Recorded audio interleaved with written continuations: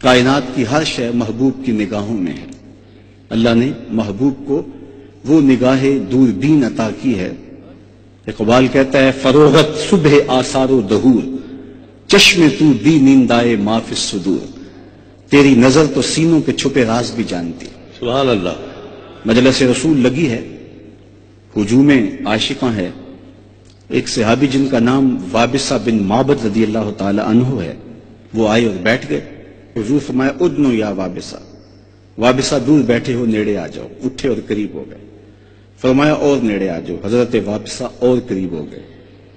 پھر فرمایا وابصہ اور قریب آ جاؤ. حضرت وابصہ کہتے ہیں میں اپنے مقدر پہ قربان جاؤں، میں اتنا نیڑے ہوا کہ میرے گھٹنے حضور کے گھٹنوں سے چھونے لگے. جب اتنا قریب ہو گیا تو حضور نے ارشاد فرمایا وابصہ کوئی سوال پوچھنے آئے ہو؟ میں نے کہا جی حضور میں سوال پوچھنے آیا ہوں. کہا جو پوچھنے آئے ہو پوچھو گے یا میں بتاؤں کیا پوچھنے آئے ہو؟ ڈٹھے ورق قرآن دے پھول سارے، تیری شان جیا نہیں کوئی ہور ڈٹھا. تیری شان دا کرے مقابلہ جڑا ان عاشقاں اصلی چور ڈٹھا.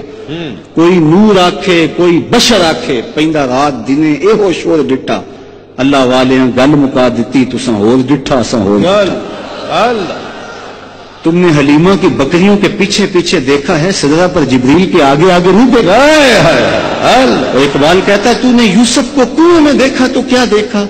ارے ناداں جو مطلق تھا مقید کر دیا تو نے. تو ابھی تک کنویں میں ڈھونڈ رہا ہے، وہ مصر کے تخت کا مالک بھی بنا ہوا ہے. تو کہا وابصہ جو پوچھنا چاہتے ہو تم پوچھو گے یا میں بتاؤں کیا پوچھنے آیا؟ عرض کی حضور اگر آپ بتا دیں پھر تو کمال ہو جائے. فرمایا سنو تم خیر اور شر کے بارے پوچھنے آئے ہو، اچھائی کیا ہے برائی کیا ہے. حضور یہی میرا سوال تھا. کہا اس کا جواب مجھ سے لینا یا اپنے آپ سے لینا؟ عرض کی جواب آتا ہوتا تو سوال ہی کیوں بنتا. فضرب علی صدرہ فقال استفت من قلبک. حضور نے 3 انگلیوں کو جوڑ کے حضرت وابصہ کے دل والی جگہ پہ مارا اور فرمایا استفت من قلبک، یہ اندر ہی مفتی بیٹھا اسے ہی پوچھ لے، یہی بتا دے گا خیر کیا ہے اور یہی بتا دے گا شر کیا ہے. فرمایا شفاعتی لأہل الکبائر من امتی، میں امت کے بڑے بڑے گناہ گاروں کی سفارش کروں گا. وہ کسی نے پڑھا جس کا مفہوم یہ تھا کہ وہ اپنا مقدمہ کیسے ہار سکتا ہے جس کے حضور وکیل ہوں. تو میں نے کہا کہ یوں نہ پڑھو، مقدمہ کی بات ہو رہی ہے تو یہاں وکیل ایڈوکیٹ کے معنی میں ہے، وکیل نگہبان کے معنی میں بھی ہوتا ہے. اس معنی میں تو حضور ہمارے وکیل ہیں، لیکن اس معنی میں حضور ہمارے وکیل نہیں ہیں. کیونکہ جو وکیل ہوتا ہے وہ جج کو کہتا ہے کہ میرے موکل نے یہ جرم نہیں کیا، اس کو بے گناہ ثابت کرنے کی کوشش کرتا ہے، اور اگر جرم ثابت ہو جائے تو پھر سزا ہو جاتی ہے. وکیل کہتا ہے میرے موکل نے یہ جرم نہیں کیا لہذا چھوڑا جائے. حضور ہمارے وکیل نہیں ہیں، حضور ہمارے شفیع ہیں.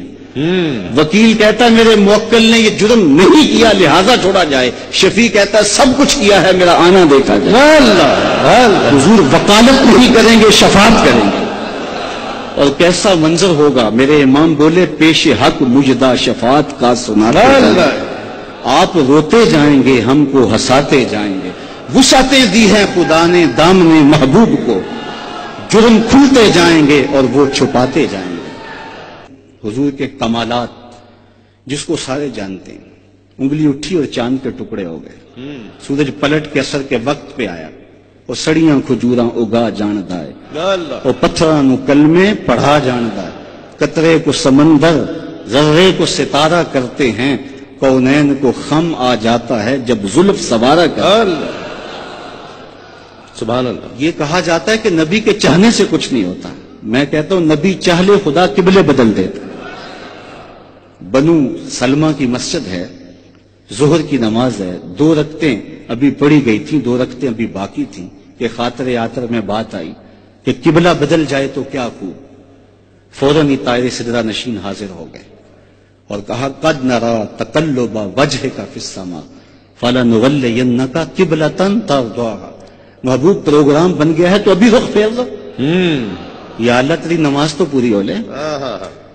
چونکہ ہم نے تو نماز کا وقت بھی بدلنا ہو تو 1 دن پہلے بتاتے ہیں. کل سے نماز ظہر 2:15 بجے ہوگی. اگر اسی دن بدل دیں لوگ تو گلے کو آئیں گے. ہم تو آئے ہیں 2 بجے کے حساب سے. اب 15 منٹ اور انتظار کریں. نماز کا وقت بدلنا ہو تو ایک دن پہلے بتانا پڑتا، یہاں تو قبلہ بدلنا تھا، ایک نماز ہی پہلے بتا دیا جاتا، کہا نہیں محبوب ابھی رخ پہ ہو، یا اللہ تیری نماز تو پوری ہو لے، کہا میری نماز بعد میں پوری ہوگی، پہلے تیری مرضی پوری ہو۔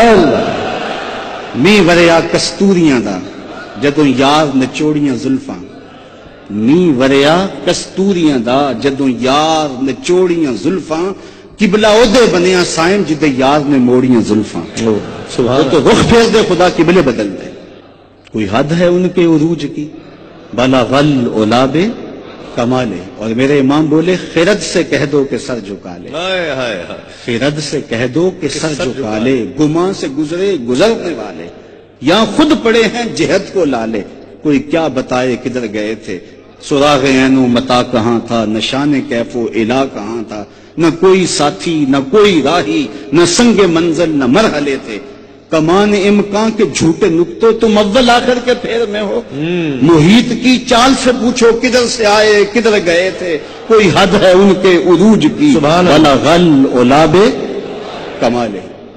واہ سبحان۔ محبوب وہ ہیں جو خدا کے بھی محبوب ہیں، اپنا معیار زمانے سے جدا رکھتے ہیں، ہم تو محبوب بھی محبوب خدا رکھتے ہیں۔ کیا بات، ہمارا محبوب گلیوں میں گھومنے والا کوئی شخص نہیں ہے، یہ رت جگہ ہم کسی دنیا دار کے لیے نہیں کاٹتے، ہمارا محبوب وہ ہے جو خدا کا بھی محبوب ہے۔ کیا بات، یہ معیار ہے۔ حضرت ابو ہریرہ رضی اللہ تعالیٰ عنہ اس جمال جہاں آرا کے وصف کو بیان کرتے ہوئے کہتے ہیں، کل قمر لیلۃ البدر لم ارا قبلہ ولا بعدہ مثلہ۔ کیا پوچھتے ہو، 14ویں رات کا چمکتا ہوا چاند تھا حضور کا چہرہ، پھر کہتے نہیں حضور جیسا نہ پہلے دیکھا نہ بعد میں دیکھا۔ حضرت حسان بن ثابت پاس کھڑے تھے، کہا دیکھتے کیسے، کسی ماں نے جنم دیا ہوتا تو دیکھتے، خدا نے وہ سچائی پن چھڑیا جدے وچ محمد نو ڈالیا سی، خدا نے حسینہ جمیلہ دا منہ موڑ دیتا، محمد بنا کے قلم توڑ دیتا۔ چہرے کا حسن تو چہرے کا حسن رہا۔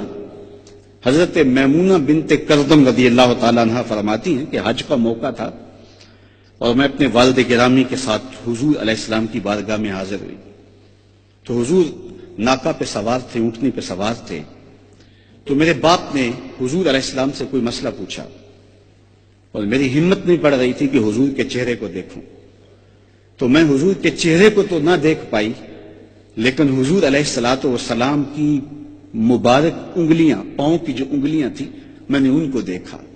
فرماتے ہیں فما نسیتو فی ما نسیتو طول اسوا، کہتے ہیں آج تک حضور کی انگلی کا وہ حسن ہی نگاہوں سے ہٹتا نہیں ہے۔ یار جس کے قدم اتنے سونے ہیں اس کا چہرہ کتنا سونا ہوگا۔ قدموں میں جبیں کو رہنے دو، چہرے کا تصور مشکل ہے۔